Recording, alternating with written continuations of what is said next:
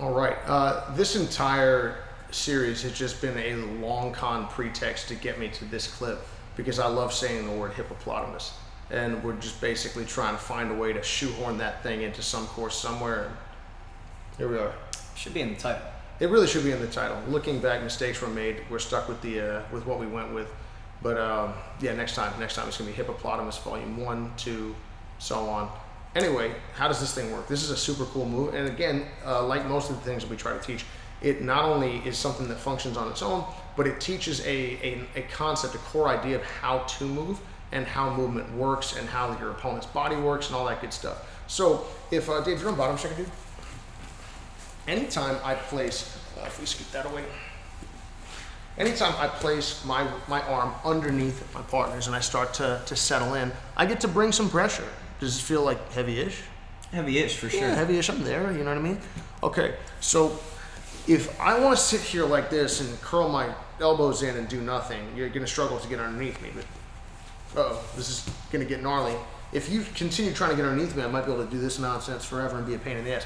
But you would get up and then run me down, right? I would build. Yeah, you would build. It would make no sense to do anything but.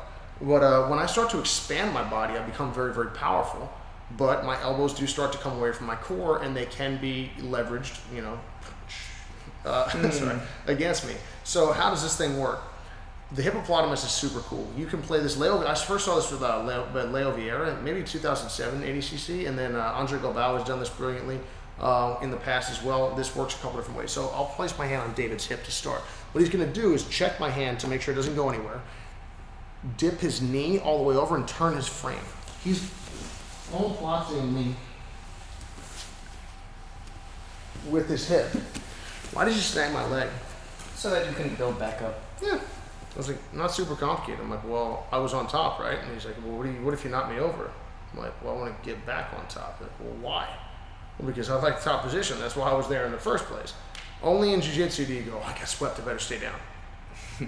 I'm serious. Like, it's wild, right? And it's like, you totally get it because the mechanics of the sport actually encourage that, because you go, hey, if I pop back up, they may have given you two or an advantage or whatever, and now if you stall and nothing happens and I don't know how to pass the guard appropriately, I'm like, man, I'm going to lose. But we have to understand that encourages like super broken thinking. Generally speaking, when people try to knock you over, you should try to stop them, and then if they do knock you over, you should try to get back on top, because again, otherwise, go to your guard. You're like, why? To sweep him, right? They're like, well, no, I'm going to defend my guard and try to like loop choke him a couple times, and if it's close, I'll get the advantage or whatever, or maybe I'll stall him out and then we do some overtime thing where I get to start with an arm lock and I get to spaz out and hope that I can get a win over someone better than me. Don't do that. So if we come back, in this case, David's going to use his knee to check my neck, keeping me from doing, if we come back for a second, this. All that does is just protects his center, which is right now what's your frame? My shin backstopped by my femur in the ground. Yep, exactly. I feel like I'm leaning, but it doesn't feel super effective. My elbow is against David's hip, and David's hip, as it expresses through space, is going to become very powerful. If you notice, though, why didn't you Granby? I feel like I would have broken my posture. You totally would have, because you Granby, this is like, yeah, you can Granby. And I'm like, get off me, dude. He breaks his posture by Granbying and also loses pressure on my arm. So watch how David does it. I'm like, oh yeah, that feels strong. And what if you keep this guy in and take your bottom hook out? What? Now you can take it back, right? Mm-hmm. Oh, crappy. That's another way to do it. That's right. That was sick. All right. So I'm like, cool. Or I should go under. All right.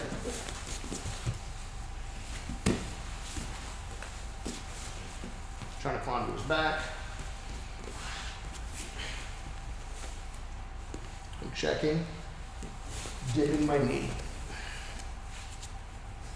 I can sit up and try to do guillotine style stuff. You name it.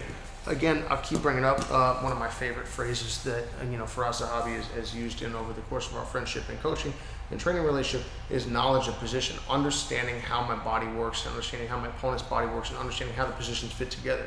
I'm not trying to do a move that gets me to a spot. Any number of good things could happen off of that. Now, let's say, for instance, if you're in double unders, this can work the exact same way. Like, uh-oh. I elongate, get my knee between me and David, and in the crucifix. Anytime I put my arm underneath of David's leg, there's the possibility for this attack. One more time, please, if you're on bottom. So if I'm over under, it's sitting there. Oop. That was effective. All right. Let's say I'm double unders.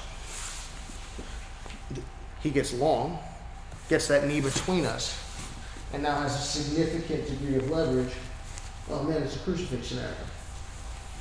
So simply understanding that if David anchors my hand to him and then expresses his body through space, maintaining posture, driving off of the ground, so that his power is assured, he's going to be able to create leverage and torque over me, and that's going to be potentially, it could hurt my arm if I spaz out and hold on. It could rip me off my base. It could make me have to bow super low and stay put as he gets to relocate in space, improving his angle, his orientation relative to me.